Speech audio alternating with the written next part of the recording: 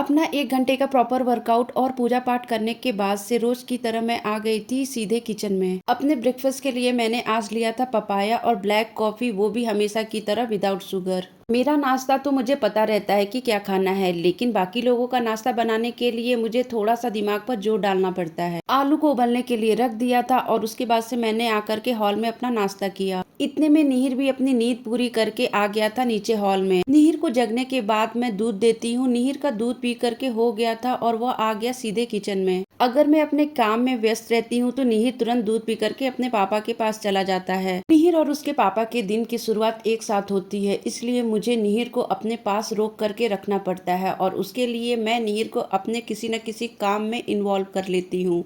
Lighter को फूंक मार मार करके निहिर ने तीनों गैस स्टोव को जलाने की कोशिश पूरी कर ली थी, लेकिन गैस स्टोव तो जला ही नहीं। जब भी मैं आलू उबालती हूँ हमेशा उसको स्ट्रेनर में ही पलटती हूँ ताकि आलू भी ठंडा हो जाए और पानी भी निकल जाए। निहिर को हटाने के बाद से मैं स्ट्रेनर को निकालने की कोशिश कर रही थी, लेकिन पता नहीं कहाँ अटका हुआ था। काफी देर तक मेहनत की और उसके बाद से स्ट्रेनर को निकाला। जब भी मैं निहिर के साथ कोई काम करती हूँ मेरी स्पीड वैसे भी स्लो हो जाती है, क्योंकि काम के साथ साथ मुझे निहिर को भी देखना होता है। निहिर जब भी मेरे साथ किचन में रह करके मेरी हेल्प करता है तो मुझे बहुत अच्छा लगता है और मुझे कंपनी भी मिल जाती है। निहिर को मैं बार बार बोल रही थी कि आलू गर्म है, छूना नहीं, लेकिन फिर भी निहिर उसको फूंक मार मार करके छू रहा था और जैसे ही छू रहा था हाथ जलने पर जल रहा है बोल रहा था। निहिर अब इतना बड़ा हो गया है कि उसकी समझदारी वाली हरकतें देख करके मुझे बहुत ही ज्यादा खुशी मिलती है। गर्म चीजों को देखते ही पहले उसको फूंक मार करके ठंडा करने की कोशिश करता है, उसके बाद ही छूता है। मैं आलू छील रही थी तो ध्यान आया कि निहिर को ग्लास दे दूं ताकि वो आलू को मैश कर सके। जैसे ही मैंने निहिर के सामने ग्लास रखा उसको कुछ बताना ही नहीं पड़ा, खुद से आलू मैश करने लगा।